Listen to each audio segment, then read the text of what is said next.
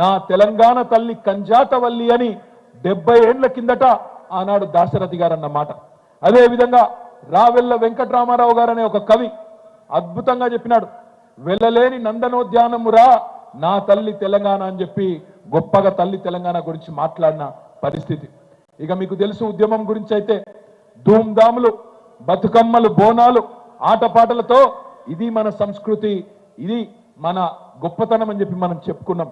మరి అందుకే ఆనాడు ఉద్యమంలో పెద్దలు కేసీఆర్ గారి నాయకత్వంలో కవులు, కళాకారులు, రచయితలు, సాహితీవేత్తలు, ఎంతో మంది మహానుభావులు, శిల్పులు అందరూ కలిసి ఆనాడు ఈ ఉద్యమంలో తెలంగాణకు ఒక అస్తిత్వాన్ని, ఆ అస్తిత్వానికి ఒక రూపాన్ని కల్పిస్తూ తీసుకొని వచ్చి 2006వ సంవత్సరంలో ఆనాడు సమైక్య పాలకులు మన మీద పగబట్టి మనల్ని వెంటాడుతుంటే ఆ రోజు ప్రతిష్ఠించింది తెలంగాణ తల్లి.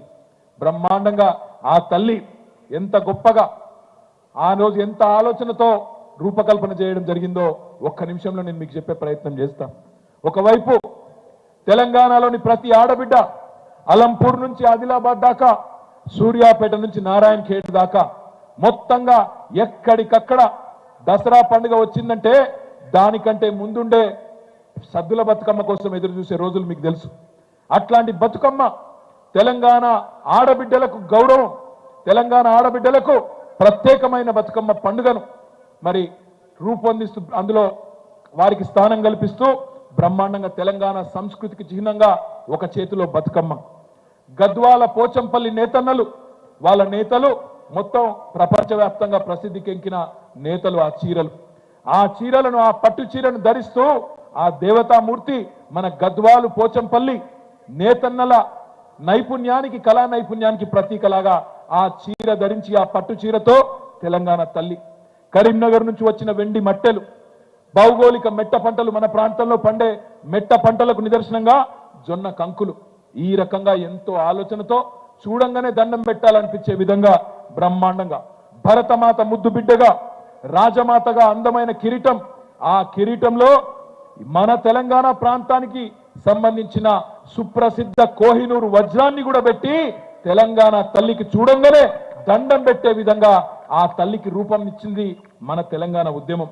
కానీ ఈరోజు ఇప్పుడున్న పాలకులు హంతకులే సంతాపం చెప్పినట్టు ఎవరైతే 1952 నుంచి 2014 దాకా తెలంగాణలో వందల వేల చావులకు కారణమైనారో, ఎవరైతే తెలంగాణ ఉద్యమాన్ని అడుగడుగున కర్కశంగా తొక్కే ప్రయత్నం చేసినారో వాళ్ళు ఇవాళ ముందు వరుసలో నిలబడి ఇగో తెలంగాణ తల్లి అంత గొప్పగా ఉండడానికి వీల్లేదు, బీదగా ఉండాలి, తెలుగు తల్లి గొప్పగా ఉన్నా పర్వాలేదు, భరతమాత నెత్తిన కిరీటం ఉన్నా పర్వాలేదు, కన్నడ మాత నెత్తి మీద కిరీటం ఉన్నా పర్వాలేదు, తమిళ మాత నిండా ఆభరణాలు వేసుకున్నా పర్వాలేదు, కానీ తెలంగాణ తల్లి మాత్రం ఒక బీదరాల్లాగా ఉండాలి, రాష్ట్రం దివాలా తీసినట్టు కనబడాలని చెప్పి ఇవాళ ఉన్న దివాలా కోరు పాలకులు వాళ్ళ భావదారిద్రానికి ప్రతీకగా తల్లి రూపాన్ని మారుస్తా ఉన్నారు.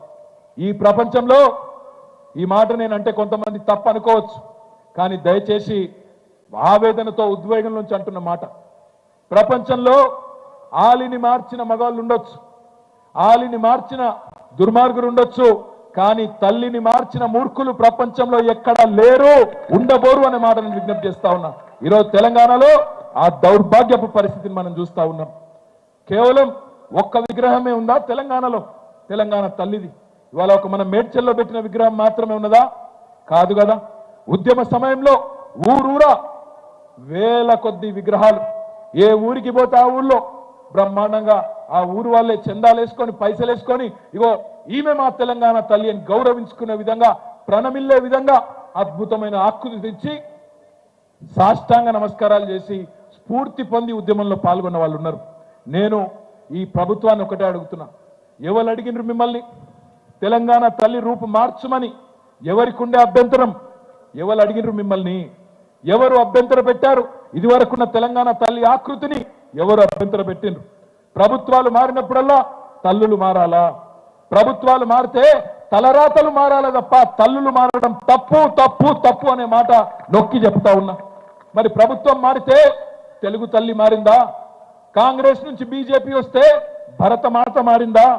అయినా నేను తెలియక అడుగుతా మా ఆడబిడ్డల తరపున, సిగ్గున్నదా మీకు అసలు? తెలంగాణ తల్లి చేతిలో